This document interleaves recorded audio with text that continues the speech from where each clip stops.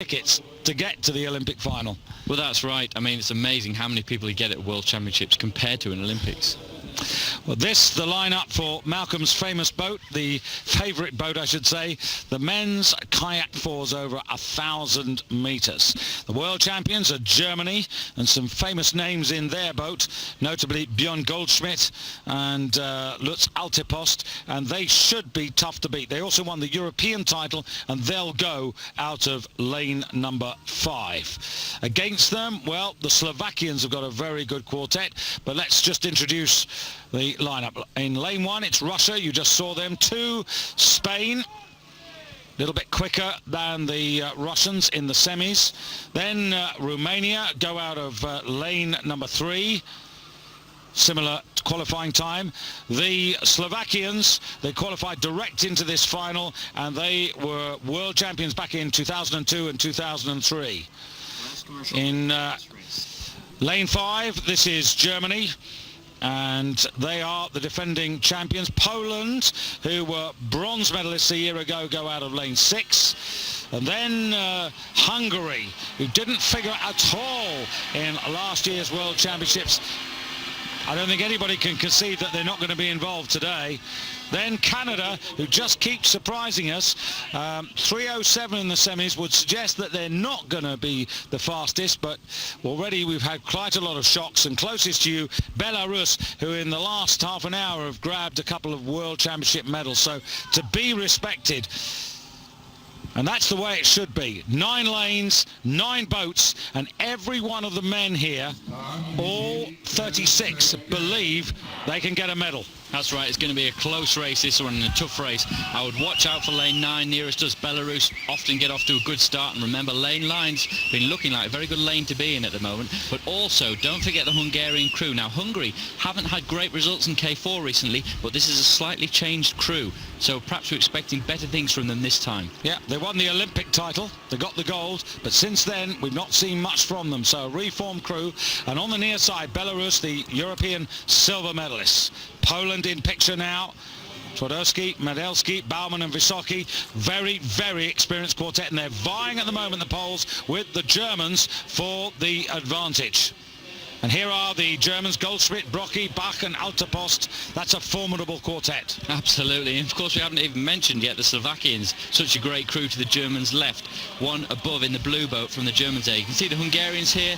Akos Verikai, number 3 there. He's won many world championships in the individual events, and he was Olympic champion in a K4, slightly different crew, last time round it in Athens.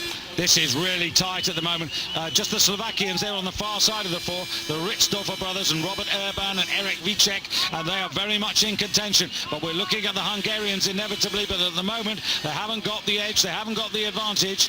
It's Germany vying at the moment with the Slovakians. Now the Hungarians just put the power burning yet again at the halfway stage. Now, how much? They've got to make this count. That's right, yeah. You've got to build into a K4 race, and this is where you really build the speed for the end part of the race. And I have to say, they're looking very good, and with the crowd behind them, who knows? Well, it was just like moving up into 5th gear, and the acceleration was absolutely astonishing. But, as you well know, Malcolm, when you make a break, you've got to make it a really complete one. Yeah, it's got to be decisive. They really need a boat length on the other crews. The other crews have time at the moment to try and get back on terms. That's what Germany, that's what Slovakia need to do now. Don't discount the Belarusians in lane 9. And they haven't made the break, they haven't got far enough away. The others are still thinking that they can get back into this, and it is the Hungarians at the moment going through with 250 metres to go from Germany. Now, can the Germans counter-attack and come back? Slovakians still in this as well.